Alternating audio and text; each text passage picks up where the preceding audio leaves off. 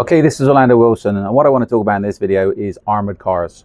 A gentleman sent me a question on, do I think armored cars have an application for close protection services, which of course they do, and is it worthwhile? Did I think it was worthwhile for him to set up an armored car business? And I'm not talking cash in transit, I'm talking luxury armored cars to rent them out to executives, etc. Let's talk about the business perspective first. This gentleman's in Europe. You know what? There is a market for it.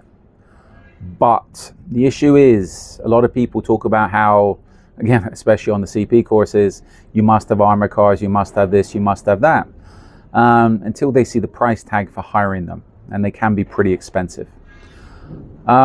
This is where, in parts in Latin America, there's a number of people that have a very good business renting armored cars, making armored cars, etc.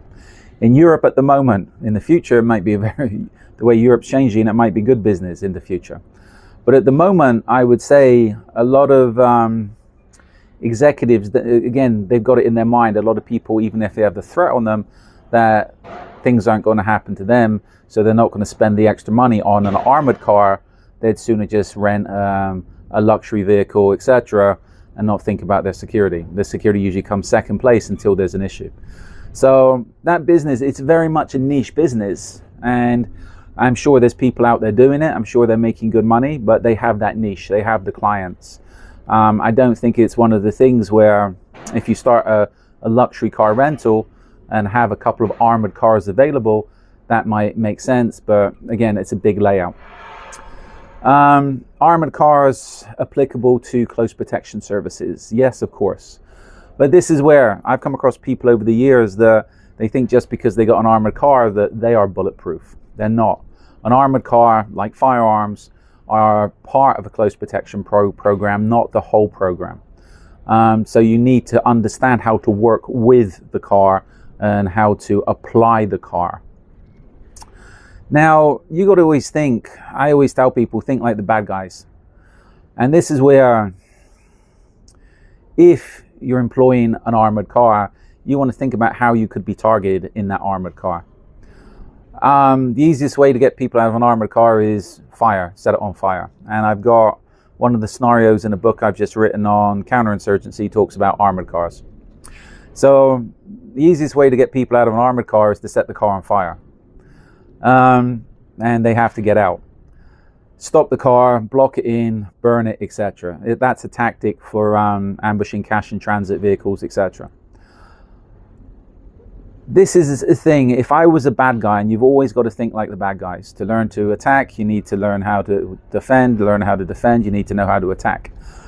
If I saw somebody driving an armored car, again, the first thing I would be assessing is what type of armor is on the car.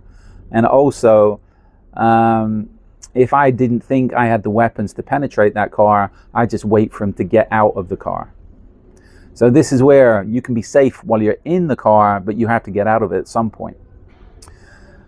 I've come across people over the years, and this is where you have to be careful if you're hiring or buying armored cars, especially cars that have been put together in chop shops, etc.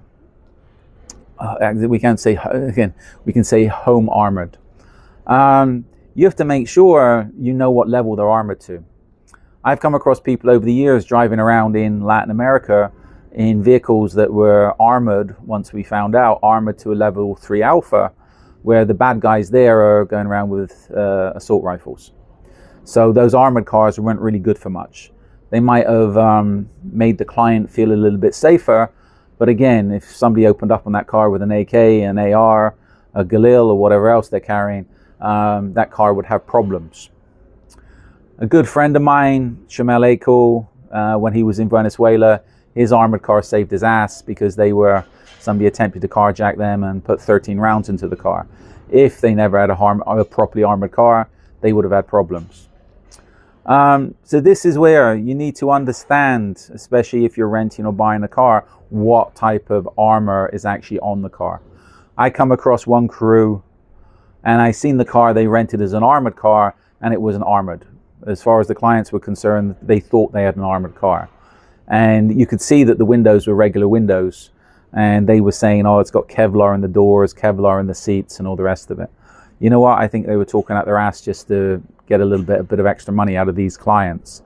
So this is where always make sure you know what level the car is armored to, and if necessary, inspect the car to make sure it is actually armored to the level it should be.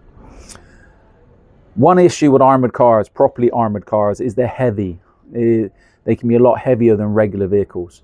So this is where, from a close protection perspective, if you're working in the emerging markets, you need to make sure that the roads you're on or roads you're going to are going to be able to take the car's weight, etc. And also that whoever's driving the car can drive a car of that weight, and it might be a little bit off balance to what they're used to.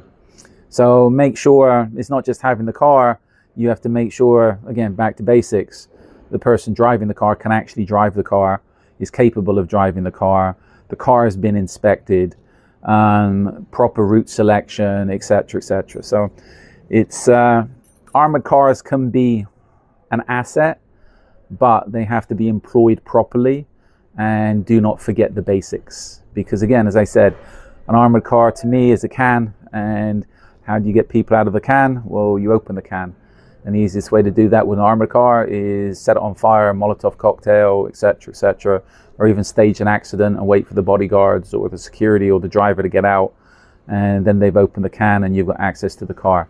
So this is where it's you got to understand the strategies and tactics that go with the armored car, not just thinking, I've got an armored car, so I'm as bulletproof as the car. You know what? You're not.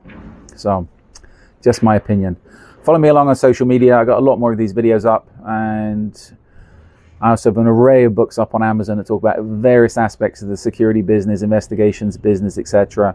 Follow me along on social media. I like LinkedIn at the moment, but we're also up on the main platforms, X, Instagram, TikTok, YouTube, etc. So in the meantime, be good, stay safe, stay out of trouble, and if you've got any relevant questions, feel free to give me a shout, and when I get time, I will get back to you. Cheers.